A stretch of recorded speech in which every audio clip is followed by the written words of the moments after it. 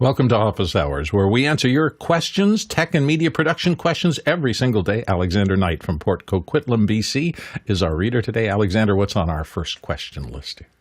This one's from Yeshua Bell in Antigua and Barbuda. I'm seeking to replace a Saramonic 2.4 gigahertz 2 microphone system. Any recommendations for a replaceable battery-operated receiver that supports 2 or more transmitters and allows everything to be recorded in camera without external power, sub $700?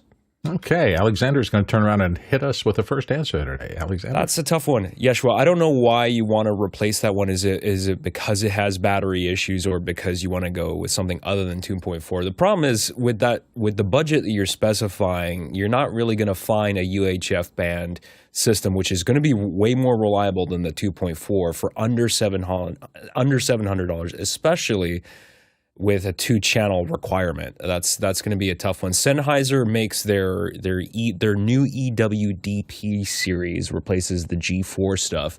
So they've got these, and this is in US dollars here, the EWDP with comes bundled with the omnidirectional ME2 lav mic, and these have quarter 20 mount on the bottom. So these are their compact systems designed for cameras, but single channel, I'm not aware that they make a dual channel system in this particular product line, but if they did, it's going to be way outside of your budget. So to keep it under $700, you're probably still going to be looking at 2.4 gigahertz stuff. Now, Sennheiser does make this system, which I just became aware of this week. It's the Profile Wireless, which is 2-channel system, kind of similar product and response to the Rode Wireless Go 2 and the DJI products, where you get 2 transmitters, and you also get the receiver there. Now, you can put a 3.5 millimeter locking microphone into this particular system here. These are $300 US. But again, we're talking about a 2.4 gigahertz wireless system.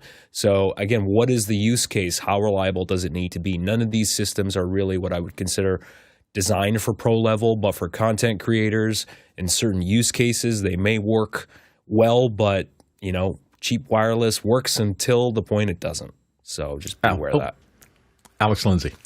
Yeah, Mickey suggests the 2-channel. He said the Sony UWPD systems would be the dirt cheapest he would go. And a lot of this is where I don't know if you can get 2 of them, but this is kind of where a lot of the Sennheiser E&G, the low end ones will kind of live in there. You will get hits if you do anything in a contested environment. The ones that once I go below I don't have a lot of mics that are below $700 for 2 mics. So I don't, but when you go to the 2.4 gig range, the ones that I have that are kind of my throw in my bag just in case I need them are the DJI mic 2s, not the mic 1s, and I don't think not the new minis, but the mic 2s.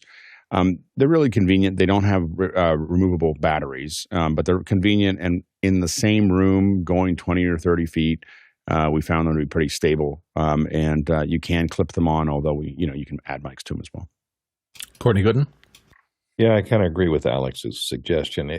Down in that price range, you're about the only players that are in the 500 gigahertz are UHF band, not the up in the 2.4 open band is the Sennheisers, the EGWs, which are for a transmitter receiver. 290, so you could get 2 of those, and you'd have to put 2 receivers because they're not diversity on your camera. So, like you said, you might get hits depending upon how many reflective surfaces there are, if they're non-diversity, metal reflective surfaces there are in your environment.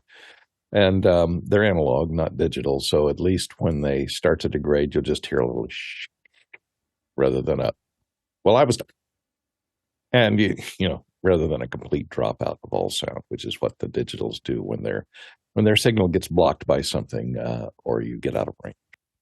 Great dropout impression, Courtney. Alex. I think, and I don't remember which ones they are, but I think some of the Deity mics also do local record. And so especially when you're using a less expensive one, I think it's the Deity wireless those are time cut. The Connect dual channel, I think, and they are 2.4. I think that they might be in that range, maybe a little bit more, but they have a local record. And if you're going to use the 2.4s, looking at those local records, I think is And Mickey said that deity Theos is UHF. So, and I haven't used them, but I do know that looking for ones with local records helps if you're going to have dropouts. If you're not going live, you can get away with a lot. So I mean, it depends on what you're trying to do. You can record, like a lot of us will, with mics that have local record or some way that we're going to local record them. It can break up when it's going to the camera, as long as we have enough to sync it back together. And I have a crazy suggestion for you. I don't know what the wireless environment is like in Antigua and Barbuda. You're an island, so you don't have a lot of competing stuff from outside of the municipal. It might be crowded, and this wouldn't even come close to work, but there are a lot of frequencies that have been retired over the course of the last 10 years as the FCC has messed with things. And so you may look on the used market and find something that would be problematic in the U.S. where a frequency has shifted, been sold off, and that those higher end systems of the past are not allowed in the U.S. anymore. And you may find something like that in the used market. So I would look around a little. I could be totally off base, and it could be that your RF environment on the island is as bad as it is in big cities in the U.S., in which case this would not work at all. But it's something to at least think about. And by the way, these are UHF. They're $10.99 in the U.S. The deity mics, as Mickey said, they're UHF, and so they're but they are. This is and they fulfill, except for your price, I think they kind of fulfill everything that you were asking for. So they are, or 1090, but they have a removable battery. They record locally. So this could be potentially a reasonable solution for what you're doing. Let's go to the next question. This one's from the QR code. Jack Cannon, who does a lot of this stuff, said he said he has both the Theos and the PR2s. He said to get the PR2s. From the QR code, Reina Dopopopoulos in Situated is asking, if two people start to talk at once, what's the best practice for knowing who should yield? Position in the panel? Do we all see the same rows of speakers? Would have thought speakers appear on screen in order they joined stage, but that doesn't seem so. That's interesting. Does the person on the left get priority? Alex, what do you think? The person who stops talking, of course. So the person who gives way is the person who gives away. I mean, you're hoping that someone is willing to give way. A lot of this is being aware of your situation. So if you're a speaker I'm on a lot of these kind of panels. The reason that one of the many reasons that Office Hours has a system on the back end that manages this, you'll notice that we don't talk over each other very much, except for the last question where I talked over Bill right at the very end. But except for those kinds of exceptions, we very rarely talk over each other because we have a whole system on the back end to manage that, to make sure everyone knows who's going next and how all those pieces are going together. When you're up on a panel, the reason that we built that was because I hate being up on a panel and trying to figure out who's going to talk next. The responsibility is typically the moderator. So when the moderator is asking the question, a good moderator will throw the ball to who they want. So they're going to ask a question and they're going to go, Courtney, what do you think? And you'll see that on TV if you watch, like this week with George Stephanopoulos or whoever is hosting it that weekend. You'll see them throw the ball to each person. They very rarely are going, what do people think? That's a bad moderator habit, is what do you guys think? Or who wants to answer the question? Throw it to somebody, and your job as a moderator is to look at their eyes and see who's getting ready to do something, and then you throw it to them, and sometimes you miss, sometimes they weren't ready and they just look silly. But again, that's why we have a whole system on the back end to solve that. We used it on stages as well as in person or in this show, and so I think that's the best way to do that. A lot of people who do it regularly, like I'm on an open forum with Andy Anako and Jason Snell and Leo for MacBreak, we're paying a lot of attention to each other the whole time. Like there's a dance that goes on there in that show where we're looking at each other, we're hearing, someone about to start or doing something like that, and we're kind of handing that off. But that takes a lot of practice and time and, hundreds of shows to get to a point where you know what someone's mannerisms are when they want to cut in. Courtney Gooden. Yeah, it's tough. And what makes it tougher is, it's not that big of a problem on Zoom because Zoom has fairly low latency, especially between all the panelists here. But you'll see it on network television where guests are coming in via satellite. So there could be, up to 2 seconds of latency from some panelists that are in the field. And they tend to talk over each other. And the problem is then you hear the other person stop And so and they hear you both stop at the same time. Each person hears the other person stop, and they use that as their cue to go ahead. And so they both start up again on top of each other. So that's where it becomes important for the moderator to jump in. Once that happens twice or so, the moderator's got to jump in and say, okay, Bill, you go first, and Alex, you're next. And give them an order to choose. Otherwise, they'll keep interrupting each other because of the latency, and each one hears the other person stop. So, on Zoom, occasionally I will raise my finger just to give a little clue to the moderator that I may want to comment on that. And if the other person goes, go ahead, we can give kind of a visual cue off camera. That is a cue that one person can let the other person go first with just kind of a visual cue. We can't use the order in the grid because the order changes for each person. It depends on what view you're in, whether you're in the gallery view or the speaker view. It arranges all the people differently. So you can't just use priority based on that. Alex, you want to pop back in quick? Yeah, this is why you get good moderators, by the way. It's mostly a moderator problem, not a panelist problem. Strong moderators, and this is why we recommend to clients all the time to hire a good moderator. They'll be like, well, the executive at this company is going to moderate. And you're like, oh, okay. Sure.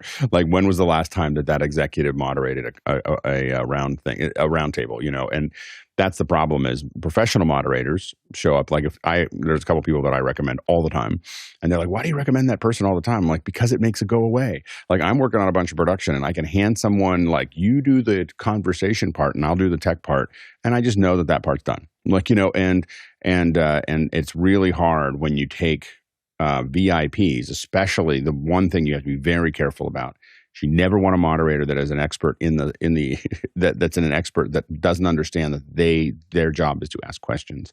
Moderators should not be interjecting too much they should be asking intelligent questions.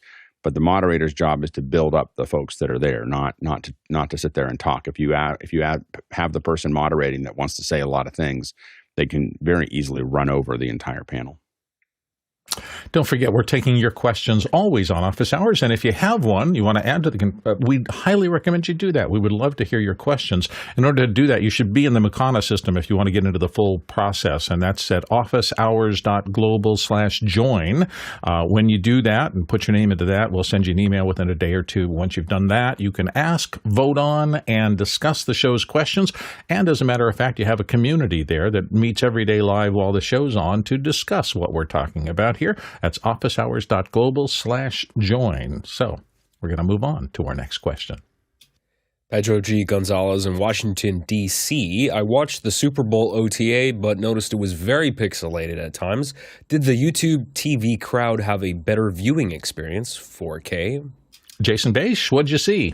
I used the NFL app, and it looked a little bit soft, but it never broke up, like not a single time. So to their credit, they did a pretty good job. Alex Lindsay. I watched it on YouTube and saw no breakup ever. Like, I didn't see it. Just looked like a TV. It looked like a TV show to me. Like, it was kind of amazing. Like that. I think that somewhere in the middle of the show, I realized that, and it was very long. Like, I forgot how long football games are when you don't skip all the commercials. Because my family wanted to watch the commercials. I was ready to skip them and watch them later. I like to watch them all together rather than in pieces. But I was like, wow, this is a really long game. Like, I'm not used to watching for this long. So, but I didn't see any breakup. It just felt like watching TV. Courtney Gooden. Yeah, I also watch on YouTube TV, but I don't pay for the 4K because about the only thing that they deliver in YouTube TV and 4K is sports, and I don't watch that many sports. And maybe the Super Bowl would be the only thing I'd watch in 4K, but I didn't see any breakup at all at 1080p on YouTube TV, and they're all streaming. It comes down the same pipeline as the 4K, so I didn't see it affecting the 1080p stream either. And we watched it via our local cable provider, and I don't think I see a single breakup or pixelation. So obviously the main signals went out as they were supposed to. Next question. From the QR code, Marielle Jusha Miera and Wablo is asking, in your PowerPoint, where do you find the manifest? Alex Lindsay, where should someone look? I'm not a heavy PowerPoint user, so I'm going to take a little bit of a guess here. I think what you're talking about is the add-ons, and so I think it's under options and add-ons. But take a look at that and see if you can find there. But I think that's if someone asks for that manifest, I think that might be what you're looking for, or trying to find the add-ons or add-ins. I guess add-ins, I think, is what you're looking for there. So see if you can find it there. It should be under options in the file menu. Next question. Ronny Hofsøy in Tromsø, Norway is asking, the graphics during Super Bowl was rather clean. If this was not an error, would we see less artistic graphics as a trend, or was this some sort of adaptation to the rest of the world, or mobile first? Nigel DeSalle, what do you think? So I don't understand football very well. I've only lived here for 29 years, so I hope one day it'll make sense to me. But I have started watching for the graphics since office hours, and it was really clear to me they were very simple, lower thirds, very clean, and it felt to me like they weren't getting in the way of the game. And sometimes I think there's like a graphics arms race which can get in the way of the game. And so like Ronnie, I thought they were clean, I thought they were simple, and I thought they were very helpful. Courtney Gooden? Yeah, I also was kind of amazed at the simplicity of them. There's kind of like the shaker version of lower thirds, like all sans serif bold fonts, block type letters. They're Jason has put up a copy of them. Just the 2-letter abbreviations for the names of the everything was organized by color of the team and side, left side, right side, and any additional stuff was to the right and the left of the KC and the PHI on the screen. So any additional information on the person who made the play or stats or any other stats just appeared in just simple white on white block letters over the background without a box around it or anything on the left and right side. So it was extremely simplistic, didn't get in the way. Of course, then the interstitials that go between the throws, the sweepers, those were quite ornate and graphic. Had the Mardi Gras kind of theme to them since they were in New Orleans. But those were full screen graphics or full screen overlays, but not the infographics that carried the down, the score, the timeouts, etc. Alex Lindsay. Yeah, we did a poll. I put a poll up in Mukana. 4 people thought it was amazing. We had 11 for meh and 11 for huh. so amazing, lost out. Not a heavy up signal on the glass. So if you liked them, that's great. But I think it was a little bit of a thud. I mean, I will say that Fox is really the ones that kicked off doing really heavy graphics 30 years ago for their football, and but they have definitely, in my opinion, kind of fallen behind on how it looks. I think that NBC right now and I think to some degree Amazon have done better than that team has done better than most of the others. I kept on trying to give it a shot. I mean, it's fine. It just was really big, and I just felt like, wow, that's really garish, and I just couldn't. I never got to the other side of the garish valley, and I kept on trying to. I could see the peak somewhere in the future, but maybe if they made them look a little more refined, but it just looked like someone had given up and just didn't want to go through art direction anymore. I don't remember whether it was pre-game or something, but the Transformer characters showing up in the bottom and doing some little bit of business, I thought, man, they must have spent a lot for that because they're still using it. And it seems like I haven't seen that. It's like 20 years later. It's kind of like, the graphic rendering has gotten a lot better since then. You don't have to keep going down that path. Really, I think they just have it. They bought a license for 20 years, and darn it, they're going to use it for 20 years. Courtney Gooden, you wanted to hop back in? Yeah, one other thing I forgot to mention is when they'd highlight a player and show his stats, full screen. It was interesting that they took real pictures of the players and they re-rendered them as a cartoon character with a cartoon type anime kind of color palette, and that was a little bit strange to turn them into little cartoon characters. I thought it was a little less weird than the green screen thing that they normally do. I actually think that the cartoony version, the only thing that was weird is that I felt like every time they put up Jalen Hurts, he breathed funny. Because it's not like he was just sitting there still, like he was like moving around. And it didn't feel like they motion captured him and then applied it to the cartoon character. It felt like someone added like a looping breathe, to him. And I think that if they had motion, I know this is weird, but I think it would have felt better if they had just used AI or something, because he's barely moving, is just to track him a little bit and just put that back onto it so it had this human feel. Humans are funny. We actually find that motion capture is super important. People underestimate this. They think that, oh, the person's just standing around. That's the hardest thing to animate, is someone standing around, because it's all the subconscious stuff that's going on in your head that has you rock back and forth and do things and everything else.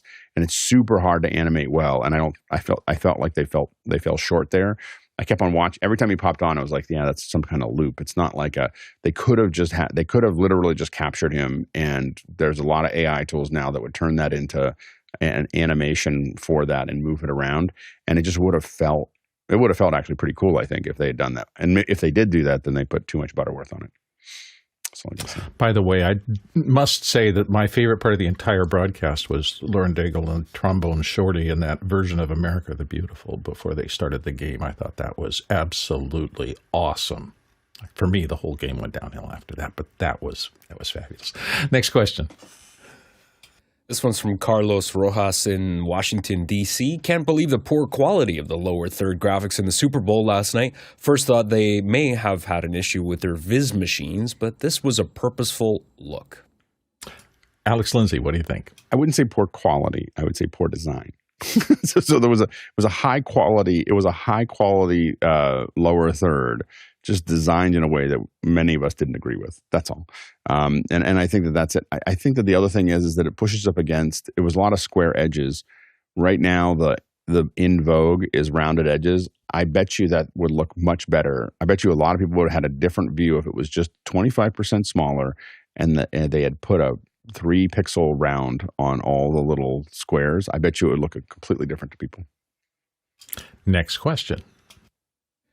Pedro G. Gonzalez in Washington, D.C. I personally liked the lower third graphics during the Super Bowl. Though simple, I feel that it allowed more focus on the game. Your thoughts? Jason Bass, what do you think?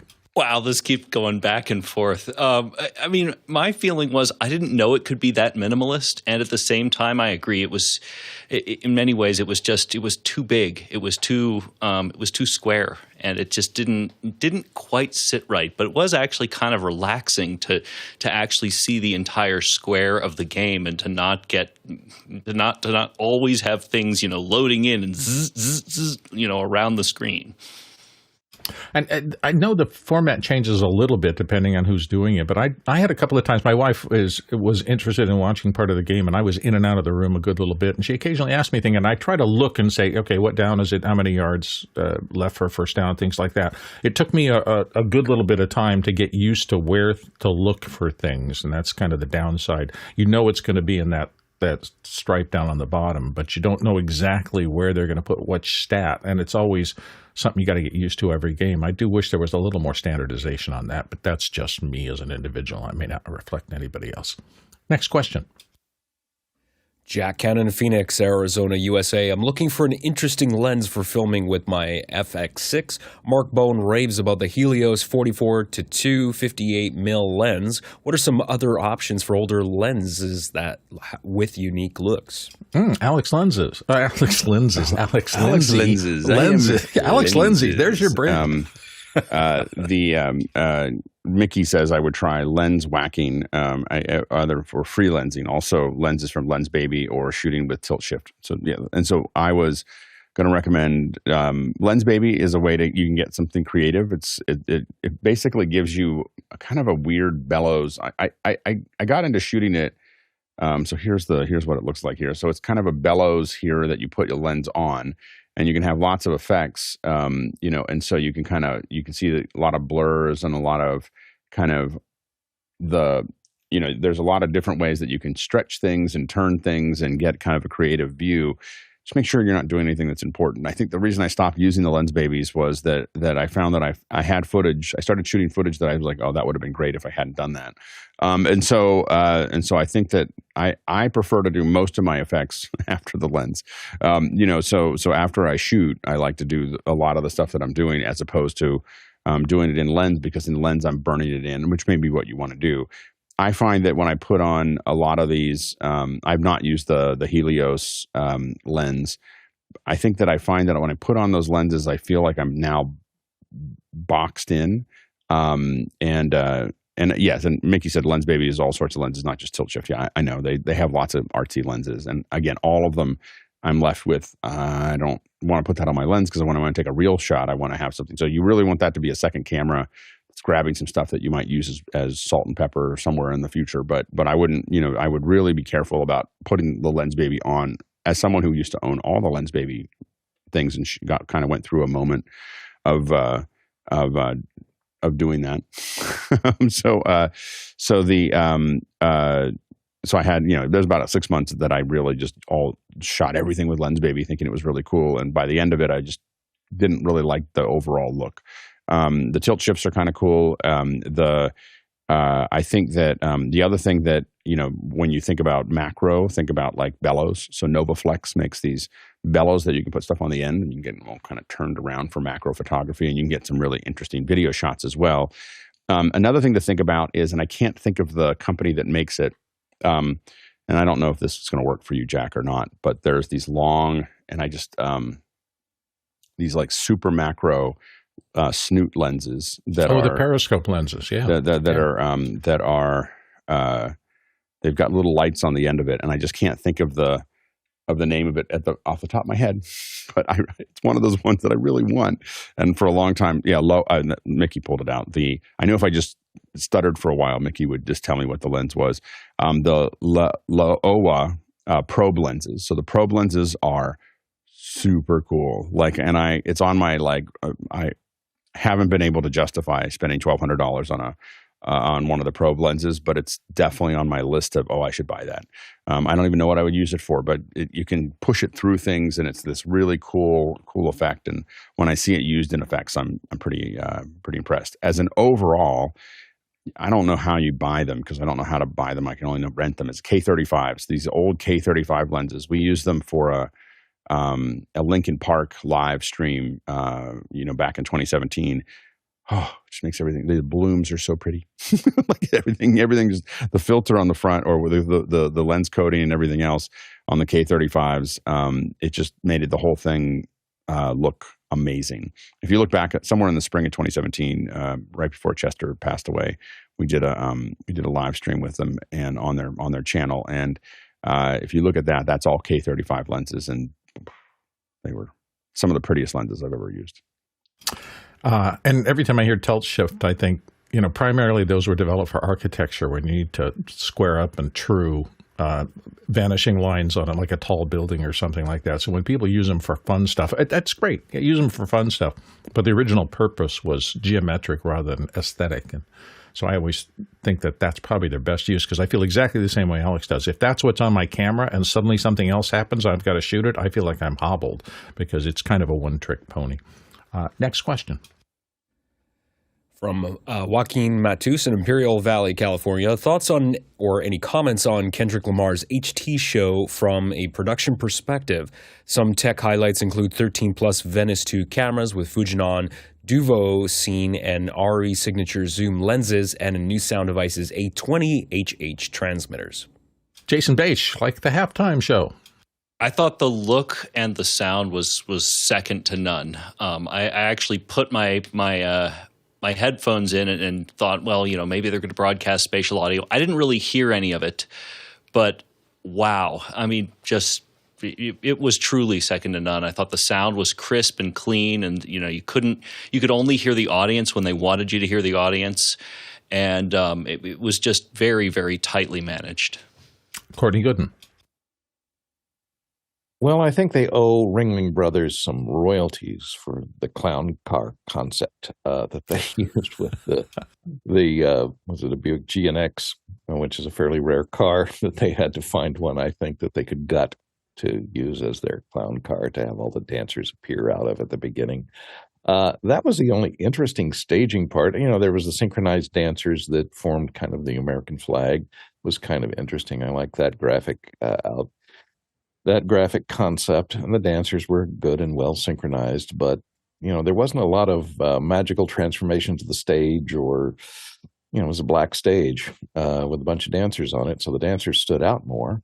And Kendrick Lamar, there wasn't a lot of live instruments to deal with. He's singing to a track. there's no way he could lip sync that, so he had to make sure that his wireless handheld was solid. And maybe they had backup standing by, but I didn't hear any dropouts or any problems with the track, with him or the track itself. So I think it came off pretty well. It wasn't very flashy, though, I would think. It's a little hard after Gaga's dive in from the roof of the Superdome with all the drones. It's kind of hard to top. Anyway, next question. Andre Dole in Berlin. Is it possible to export live captions of a Zoom webinar or meeting for later use? Alex Lindsay, what do you think? You can transcribe them. I don't know if you can actually export the captions themselves. I think that you can set the meeting or webinar to transcription, and then you're going to get the transcription. I probably would do that as a separate function, as opposed to I'd let the captions do the captions and the transcription do the transcription. So I think that, and David Brady said, you need to record the session either local or cloud, then use the audio transcript. Is a downloadable asset. So you just need to record. So it looks like you can to make that work. There you go. I will remind people that when you record something or transcribe something, any meeting that you're doing, you're building a legal document on a flowing conversation. Just know that you're creating a legal document with something where people are just spitballing, and just think about that really hard when you're having internal meetings and you feel like the convenience of transcribing and having notes and everything else. Someone's going to sue somebody someday. You're going to see a whole bunch of Zoom transcripts show up in the legal case. When you see people email and you're like, why did they email? It's really hard when you have like Zoom meetings and it becomes cultural that we're just going to get notes for all of these. Someone's going to, in discovery, they're going to subpoena those. So just be clear of that you're building legal documents when you do that. Next question. Paul Vahus in Austin, Texas. The power cords, Ethernet cables, HDMI cables, and subcables behind a desk on wheels can be a rat's nest and hinder your mobility. How do you manage them and arrange them so you can move your table around easily? Oh, this should be fun. Mark Giuliani, help us out. So I have a love-hate relationship with bulk of hook and loop, which is one step up from wire ties, I think. But you guys may be able to add comments to it. Sometimes they can get frustrating because they get all snagged together, but other times they're great for just putting on the back of a desk and looping all your cables through. Courtney Gooden, what are your preferences? Well, if I have a bunch of cables like this, there's good things. It looks neat, and you have to move it around. And working in the television industry where we have cables going to desks and constantly on a TV show, it's like, okay, get that desk out of here. We got to put the dolly right here. So, a desk with 4 monitors on it and 5 feeds and power cables has to go away. And then after that shot's done, it's got to come back. So we're constantly dealing with this problem. And one thing a lot of the art directors would go to is these wraps that are this mesh, this nylon mesh that wraps around. Well, some have a Velcro close on them, and some of them you feed the cables through. But this one with the Velcro close is one of the best ways to deal with it. So gather all your cables together into one big snake, and and hopefully they're all the same length so that they can come out. And with the Velcro, you can bring a cable out halfway down the snake if you want to. If that cable's not long enough, or you got to have a power supply. One thing to worry about, though, is when that nylon jacketed wraparound cable, mesh cable, is very slippery on a linoleum floor, any kind of slick floor or polished floor. You step on that, and whoom, it's like a banana peel. So they should be yellow because they're just like banana peels on a linoleum floor. Cable tape can be gotten in yellow. Alexander Knight. One of the best things that I did recently was move almost all of my gear into a rack. So all my networking hardware now, all my computers, all my switches, including my Blackmagic camera stuff, everything feeds into there pretty much with the exception of my Yamaha DM3 console on my desk. So that really cleaned things up. I use Velcro ties to organize stuff. And the other thing is having a desk that has built-in cable management is always nice. But if you don't have that, now mine has a trough behind there where you can drop wires into and kind of hide stuff. But if you don't have that, there's all sorts of additional under desk cable baskets that you can get to kind of have your cables there. I also got one of these. These are pretty cool. These thick Velcro wraps. They're split down the middle, so you can bundle wires in there. They're pretty cheap. They come in about 6-foot lengths. You can cut these to size as well. So I found this is really nice for wrapping stuff. And as you can see in the image, there are 2 different sides to it. So if you want it to be white, or if you want it to be black and kind of disappear into the rest of the stuff, that you got some options there as well. Jason, your thoughts? The only thing that I would add to that is that because I have a completely sit-stand desk solution, I have a magnetic cord keeper that is basically a conduit that can be stuck to anything, any ferromagnetic surface, and it's just a perfect little conduit. So when I bring the cables, so when I bring the desk up and down, the cables don't snag, and that is just a perfect addition. I also really like the neoprene, grab it and wrap it thing.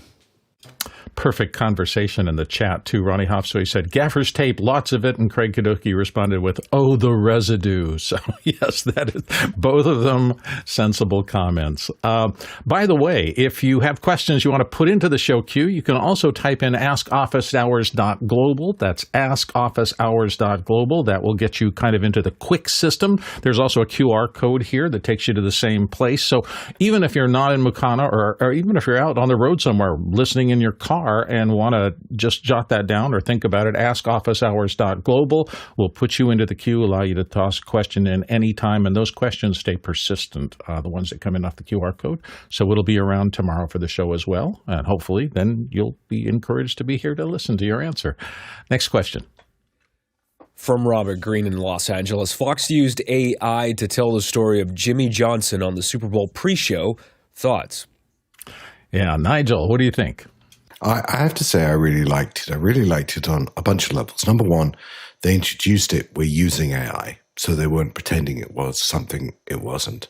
Second of all, I don't really know who Jimmy John is, so I got a great view of him told in a very story-based way, which I really enjoyed. I thought it was a great use of technology. And actually, in the pre-show, we watched quite a lot of the pre-show. There's a lot of terrible stuff. I thought the Brad Pitt thing, other than a really interesting place, was very painful to watch. I thought that was very entertaining to watch. I thought it was clever. I enjoyed it. Alex Lindsay. Yeah, I mean, as a visual effects person, I felt like it was a little stilted, like it wasn't all the way there. But I thought that creatively, I agree with Nigel that it was really fun and a fun way to kind of run down that path and experiment with that on a very large stage. There was a little bit of me wincing at some of the effects. Again, like he just wasn't all the way there. But I think that if they've gotten any closer, they would have been deeper into the uncanny valley. That would have been more problematic if they had tried to get it any better. I'm sure that they pulled back a little bit just to make it so that it was clear that they weren't trying to get all the way there. So I get that. It was just the walking felt a little stilted for me, but outside of that, I thought it was pretty fun. His head is so big, like at least in the animation part of it, I was like, it's a big head, like it's a huge head. So anyways, I don't know if it's that way in the actual broadcast, but it was a big head on that CG model. Maybe they coded it off a bobblehead model. Courtney Gooden. Yeah, I wasn't sure. I don't think it was text to video AI, but I think it was, a deep fake kind of AI amplifying that they've been using in compositing. Sorry about the phone. It's all right. Next question. Craig McFarland in Boston, Massachusetts. How many on the panel use bias lighting behind your TV or work monitors to help your eyes see the proper colors? Courtney Gooden, what do you think? Yes, I do. I have LED strip backlights that are RGB WW. And no, that's not a country and western band. It's red, green, blue, and white, daylight white, and tungsten white. And I usually keep them on tungsten or daylight if there's a lot of daylight in the room in the morning, because it'll balances the rest of the room, and so your eyes become accustomed to that particular frequency of light, and so then the TV looks more normal to you. Or sometimes I use tungsten for the backlight to equalize it. I very rarely use colored backlight.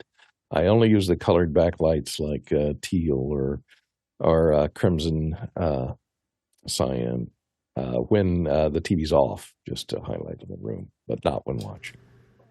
Alex Lindsay, your thoughts? I generally have neutral colors around. I mean, generally, when I go to a new office, now here, because I'm on air, I have white mostly just to have a lot of bounce light. But in most offices, I literally take an 18% gray card and I hand it to the painter and I just go match that color. Like just match the color. So it's 18% gray all the way through and you'll see one office after another for the last 25 years, just been 18% gray. I don't want to think about which one it is. I'm not saying it's the perfect gray. I'm just saying it's neutral and it's behind me. As far as lighting goes, I don't usually put any specific lighting there.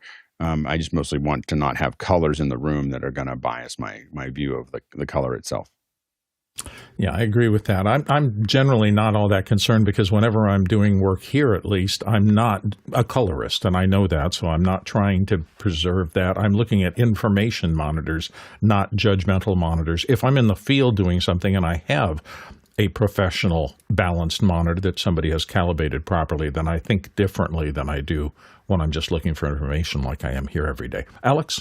Yeah, Mickey said that color suites I have built have bias lighting built into the walls, the room, the furniture, not just behind the monitors. He said bias lighting for display panels should be 6,500K. Next question. Alex Lindsay in Novato, California, USA. Did folks see our new email structure? It's an Alex Cochran. Tell us about your new email structure. Just put it out. So the new one is you can vote on it and let us know what you think of it. The new one basically highlights what we had before is and Jason's got it up here if someone wants to cut to it. But instead of having the highlights of its business day or graphics day, we've moved it to this is actually happening dynamically. So I just want to shout out to cool. Josh and Simon and Chris, who put this together to make this actually work and made this actually happen. So basically, what's happening here is that when I think 6:50 or whatever, when we know who's going to be here, it's automatically grabbing. We've already cached profile photos from people. People have either uploaded their own profile photos or we grab them from their appearance. And those profile photos go up to let you know who's going to be on. I think that the main thing is it took a lot of work. This was months in the work to get this working. So I just really wanted to highlight the great work that's been done. Today's the first day we're using it, but it's been running in test mode for I think a week or two. And so basically it goes and dynamically grabs the data from Mukana and delivers it to the email system so that it puts the photos up of each one. So now you know who's going to be on the show. So you can think about what questions you might want to ask and so on and so forth. And so anyway, so far the response has been pretty good. We have 20 people said that they love the new one. 3 people said they missed the old one. And 4 people said we should go back to plain text. It's good to know it's a true poll because without some people in the last character, someone's faking things. so let's go back to the old ones where Alex just. For those of you who haven't watched for very long, the years ago before this was improved by the team. There would be a plain text thing. And basically, I'd figured out a way to send a daily email out by using the webinar announcement system inside of Zoom. So basically, it was just plain text, and I would just insert it into the announcement. And so then you would say, here's your Zoom for the day. And it would have all the stuff that you needed, all the information for the week. So it's come a long way. I should go back and find some of those to make sure we show the evolution of our email. But anyway, just killer work by the team to put that together. I just wanted to shout out. Absolutely. I noticed that the host and reader are in black and white. So is it doing a dynamic desaturation? No, it's probably just the one that they sent. I sent that one. And that's the one I uploaded. Yeah. So it's the one I uploaded too. I think I have a color one of that somewhere around, but it's the one The one I was trying to figure out people. why are these different. That I thought, host and video, that's interesting. No, I think it's by accident. All right, just accident. Jason Bache, did you want to comment? I love it, and yes, I will absolutely upload a better headshot. Oh, yeah, at least you look like you're over 21. We did for the week ahead of time. I just want to say we put out in the panel. Oh, I had noticed. It's on me. We were like, "Hey, here's the link to upload. Here we have one of you, but here's the link where you can upload your own." So we do have a place for the panelists to upload their own. I have to admit, I'm taking the icon of myself from one. It's not that picture, but it's one close like it from me on the show, because that was the best photo I could find of myself. Was what the show has done. So kudos to all the production people in the back end for maintaining quality that would work for something like that. Next question. Roscoe Jones of Madison, Indiana. Has anyone used a desk lamp designed for video post lighting? Alex Lindsay, have you experimented with We've used desk lamps. This is the one that Roscoe's talking about here, this media light. The link that he gave us. It looks like a great light. I haven't used this one.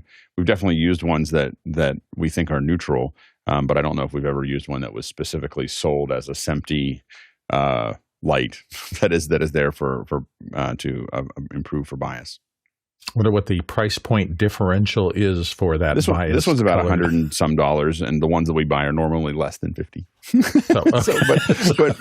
But when you walk into these are the kind of things you put into your nice color correction room where someone's paying a lot of money per hour to be there.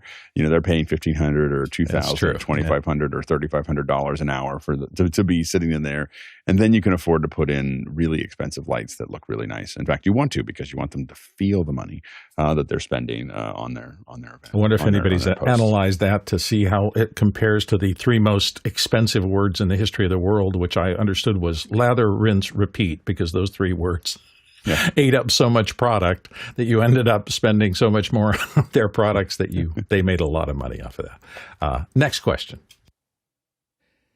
Next question is from the QR code. Chuck Hodges in Tuolumne, California. SpaceCom has been released. What will the discounted price for members of this group, since it was developed with the help of this group's resources, memberships, and events, plus getting the office hours bump promoted here? Alex Lindsay, what's happening with SpaceComs?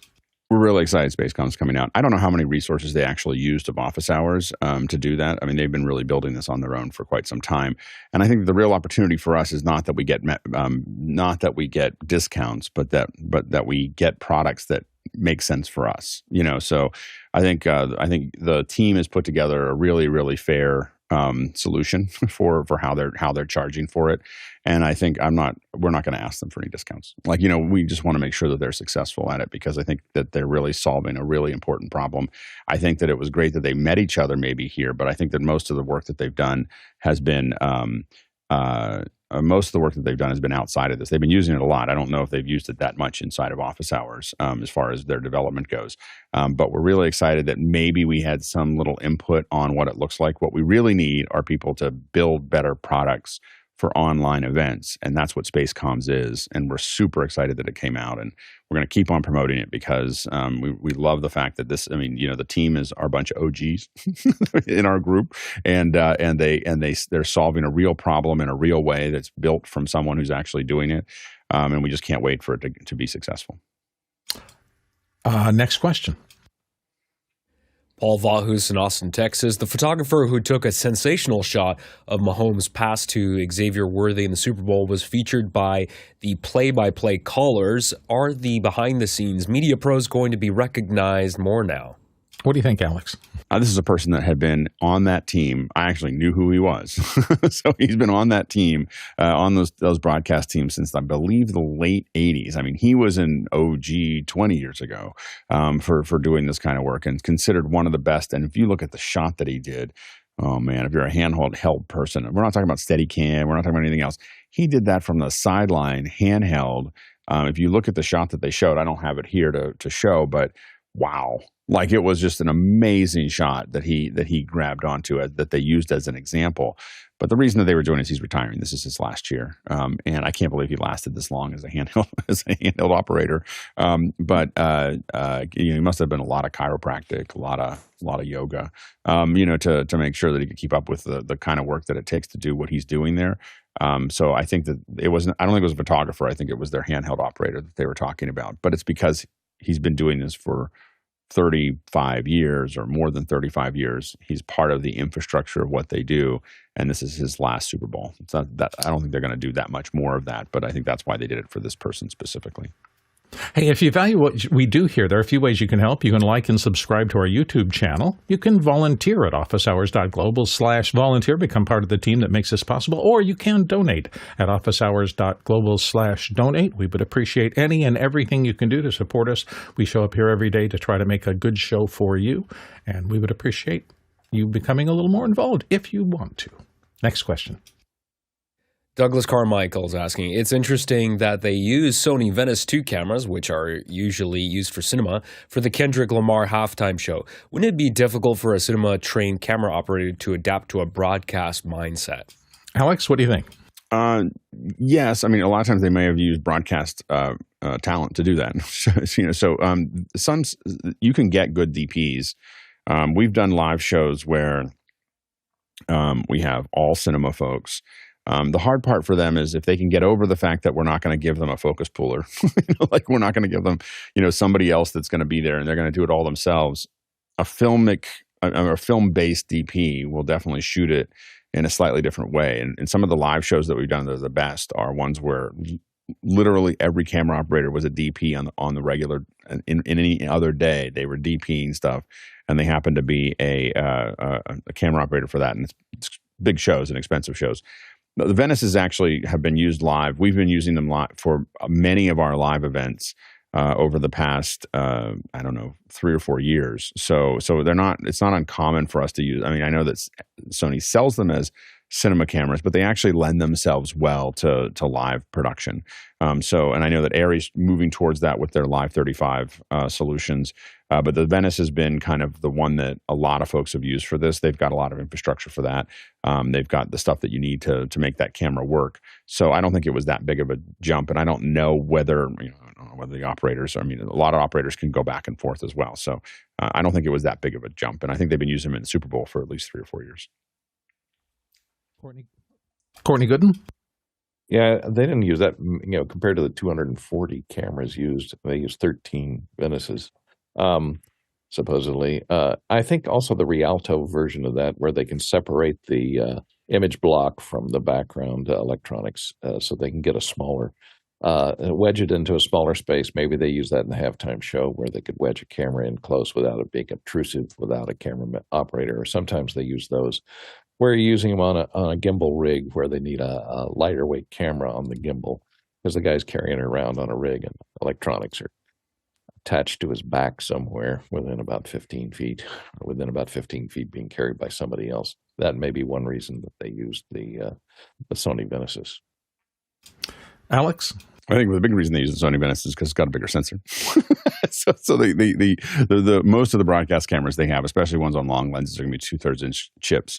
When you start getting close up and you want to have more of a filmic look, you're looking for that larger full frame or Super 35 sensor that you might get with some of these more film-like cameras. So I think that just definitely gives it a look. There were a couple shots that really looked filmic that I think that had really wide apertures that were in the show that suddenly jumped out a little bit. The funny little thing about the optical block popping out of the Venice, that really started with the F950, which is behind me here, is because we couldn't get the Cooper system. The Cooper system was this control arm. The camera was too heavy for the Cooper system. It would literally rock around and not be accurate, and it would swing. When the camera was so heavy that it would swing when it stopped, and it would vibrate a little bit. And so engineering went back and talked to. So in the first round, I think episode 1, when they were kind of testing it, by episode 2, the 950 had come out, and they had figured out a way to pop the optical block out. And so then what would happen is you'd put the F950. It's kind of funny. You'd put it in the base of where the Cooper system was, and you'd run this coiled cable up to the optical block and put the lens on it, and then it worked great. John Wallace comments, it was shot like a music video. It wasn't shot like a broadcast outside of it being live. So you can imagine that. And I noted that in your question, Douglas, you said, wouldn't it be difficult for a cinema-trained camera operator to adapt to a broadcast mindset? The people that get hired at that level probably, they just do not get even considered unless they know you can do what they're asking you to do. And they're going to be able, because it is the Super Bowl and you have millions upon millions, hundreds of millions of viewers globally. They're looking for the best of the best of the best, and they will be utterly qualified. And most camera operators, they specialize in a particular kind of work, but a lot of them have come up with literally decades of experience and know how to shoot regardless of what rig you put on top of them. The other thing that I was noticing, the funny comment, John Snyder in the chat said, how long until Apple demands it shot on iPhone? I think it's going to be a while before that happens. So, next question. Well, by the way, I wouldn't be surprised. Alex. I wouldn't be surprised, given that Apple was the producer of it. There's already a ton of other content on Apple Music, so there's build up towards it. I wouldn't be surprised if you don't see some stuff that like a documentary shot about the experience of this. It's all shot on an iPhone. That probably is probably coming out. They're not going to do the broadcast for 100 million people this way, but they will probably do it behind the scenes. I imagine that'll come out this week. The other thing that I would imagine is you'll probably see some VR footage that they shoot eventually from the Super Bowl, because they were from this piece. We probably didn't see it there, but I bet you there's some clips somewhere in there where there was a VR camera that was on the ground shooting some of this footage, and we'll probably see it in the next. I mean, it might not come out until, I don't know, WWDC. But that's probably somewhere in the future. That would be fascinating to investigate in terms of coverage, because imagine the number of iPhones that there were with people with access passes to behind the scenes and other things that probably shot individual pieces of content. Now, a lot of that will not be accessible because it's private and personal, whatever. But there will be some shots that, you potentially had 100,000 cameras. I think Apple probably has a rig. No question about it. I'm just saying, in terms of opportunity, if you can imagine that shot of somebody with their kid at the game for the first time, lit up at the popcorn stand or something like that, that would make a great inset shot. If there was a way they could access that, put out a call for footage, it would be an interesting challenge to get literally 100,000 responses and have to go through that. I don't know how well it's going to scale, but of course, last week Apple released invites, and invites. One of the things that it does, it gives you a shared photo folder. It's been remarkably difficult to get a shared photo folder for events like weddings and everything else. Like the tools. There's a bunch of folks that have these products that have been quirky and expensive and weird. And Apple just Sherlock them. They just were like, okay, here's I think people haven't seen what just happened there. But the first thing I did is I built an invite, and I immediately looked for, does it give you a photo album? And it does. And so now what it does is it gives you, and you can be on Android, you can get it, and you can put the photos in and everything else, photos, movies, everything else. And it goes into a shared iPhoto document that folks can look at. And that's going to be a fascinating way for weddings and other events to be able to share all that, because then we can grab it in real time. It's like literally updating real time. You could be grabbing it in real time and putting it up on displays and so on and so forth. And we've done that in the past, but every tool that we've used to do that has been painful. So it'll be interesting to see. Joaquin Mattis noted in the chat they had a piece last year for halftime that was sort of a super cut on Apple Music. That's the kind of thing where iPhone footage could easily be a part of it. Very nice. Next question. This one's from the QR code. Marielle Jusha Miera and Wablos asking, Jake, Wipp just posted a video. What does everyone think of it? How will it affect production futures? And there's a link there to his channel, but not a specific video. Jason Beish. Yeah, I looked really hard, and I'm sorry if this is not the right one. This is hotkeys in Fusion, and I don't think this is a game changer. I mean, many of us use hotkeys for lots of things, and if that's what you're talking about, he gets into some nodal access, and yeah, it's neat, but I didn't see anything here that I had never seen before. And we have one more question. I was going to say. Oh, you want? I'm sorry, Alan. That movie itself, the movie itself, I don't think is, the Fusion hotkeys, I don't think changes anything. But I will say that I did peruse based on this question, I did peruse his channel, and I'm definitely, you can see me live subscribing. So this is a really good, it looks like our a great, first on-camera subscription. Exactly. Subscribe. This looks like a great, it's really well put together. I looked at a couple of the movies and kind of skimmed through them. So definitely going to check more out. Maybe we'll get him on the show at some point. But he looks like he's doing great work in Resolve as far as making something really accessible and fun to look at. But not just the basics of Resolve, but really digging into Fusion, which I'm pretty excited about. So it was really, really well done. So I thought there was one more question, but it is gone now. So that takes care of our show for today. Thank you so much, everyone, for being a part of Office Hours, for helping support us with your eyeballs every day. Don't forget the 3 constituencies that make this show possible. First of all of you who added questions, our producers.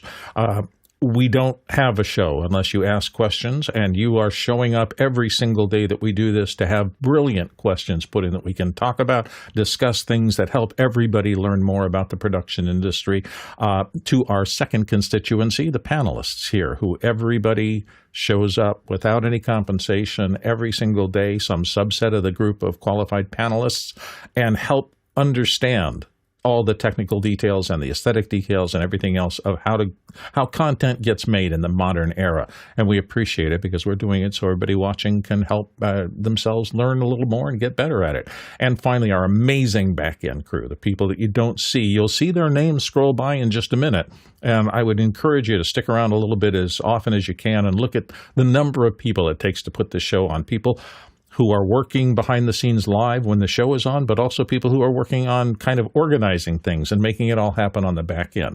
They are immensely talented people, and we really appreciate their contributions every single day. Our traversal today, we traveled 43,000 miles. That's 70,000 kilometers, 342 million bananas for scale. We'll see you tomorrow.